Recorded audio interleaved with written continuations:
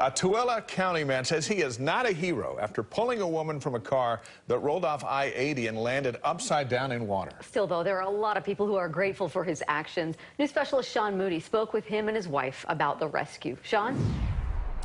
And Deanie, this happened late last night along I-80 in the westbound lanes, not far from the Great Salt Lake Marina. The woman's car went out of control in heavy rain off this embankment and came to rest here in this ditch on its roof, partially underwater. Thankfully, there was a couple right behind that car, and they jumped into action fast. Brian and Shelly Endicott were just coming back from Salt Lake City, driving in rough conditions. Storm was eating down in between wipes on the wiper blades. You couldn't see. What they could see, though, was the car in front of them suddenly go out of control. And it happened just so fast.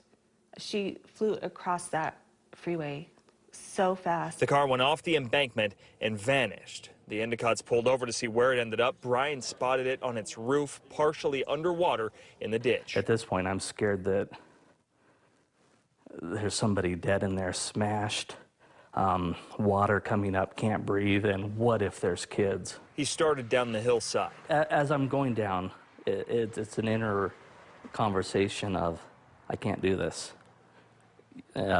Response, if you don't do this, nobody will do this. When he reached the car in waist-deep water, he could see the woman through the window. She's got a look of horror on her face, but she's trying to talk back to me. We can't hear each other. Endicott was able to force the door open and help the woman back up onto the road. He couldn't believe how well she appeared to be doing. Surprisingly, she's okay.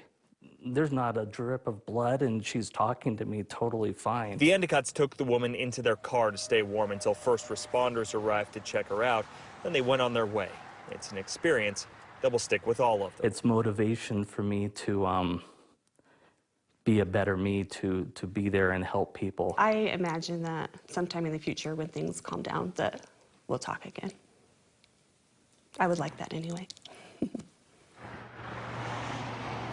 Brian Endicott said he was just doing what he hopes anybody would do, but they said it would have been difficult if anyone else who had come through the area after them to do anything because that car was so far down there in that ditch, it would have been difficult to see from the road. Dave, back to you. I think he's earned hero status. Sean Moody live for us tonight. Thanks, Sean.